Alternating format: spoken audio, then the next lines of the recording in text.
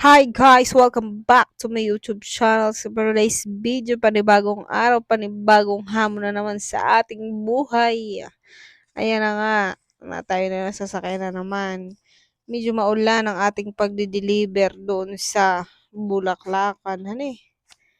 Eh, pagkalamig-lamig kanina. Di yan man din. Parang madulas pati ang daan di yan. Kaya tayo ay luhay-luhay lang at may mabagal na sasakyan sa unahan, no? Ay, mga marikoy, parikoy, ito palang bualaw na amin deliver. Ito may halo na ipot galing dun sa aming hinarbis. Ay, ang gagawin dito ay gagawin itong pataba at ng mataba ang mga halaman nang maibinta rin ng maayos nila, Kumbaga ay isang truck ang aming dala diyan na aming i-deliver. Ay bayat naman kami, inabot naman ng ulan. Kaya basa yung ibang tao dun nasa likudan. Oo. Ay yung lupa na yun ay malawak-lawak na. Mga mari ko, mga pare ko, kung napapansin ninyo na lagi ako ay kasama. Ay ako yung gusto kong sumama at ako na may walang gawa doon sa bahay. Ako na may walang hinuhugasang itlog at naharbis na nga baga. Kaya ako yung nasama na laang pabigat doon sa dala.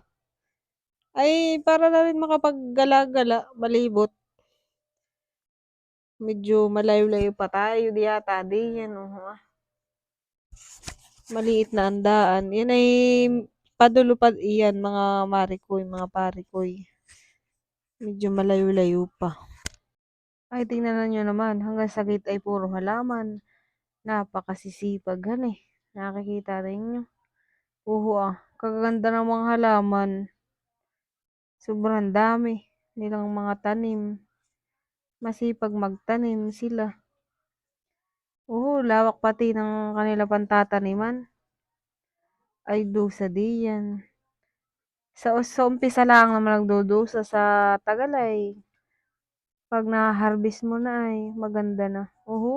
Lawak ng kanilang kaingin. Napakasisipag ng mga tao, Dito sa Lukban. Halos ay lahat ay may mga tanim. Itong bualaw ay ito ilalagay nila dun sa may tanim. Yun ay yung pinakang pataba nila. Nilalagay nila dun sa may malapit sa may ugat ng halaman. Ganda. Lahat ng nadadaanan namin ay puro halaman. Bayan na nga. Lawak pati ng kanilang kinakaingin. Sakto naman yung kanilang pagbubungkal ng lupa. Diyan at na ulan-ulan ay di palambot. Hindi pati mainit. Hindi pagkaganda-ganda. Ay saan kami dyan dadaan? Ay sa kanan. Bayan na nga, mga lubak-lubak. Iya. Pagkasama naman ang daan ito. Ayan na, mayroong nakapag-deliver na rin pala dito. Di yan, simula na yung tinataniman nila. Ayan, sa gilid na yan, yung mga tanim nila. Nandun sa yung mga dilaw na yun ay bualaw. Yun ang ginagawa nilang pataba. Ipot. Ay, ipot pala. Ipot pala yun, hindi bualaw. Bawat kabila ay mga puro tanim. Pagkagandang tingnan, lalo na sa personal. Pagkasisipag. Ay, nandiyan pala sa kubo na iyan, mga marikoy-parikoy. Yung nagpapadeliver ng ipot na aming daladala. Pagmasdan naman ninyo at napakaganda ng kanilang mga tanim, Doon sa may unahan ay may nag-deliver na pala doon ng ipot. Nauna pa pala sa amin. Naulan-ulan pa.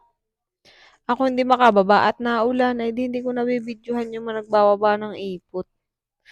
Guys, huwag nyo kalimutan i-subscribe ang aking YouTube channel para lagi kayong updated sa aking mga videos. Bye-bye. Paalam! See you next vlog.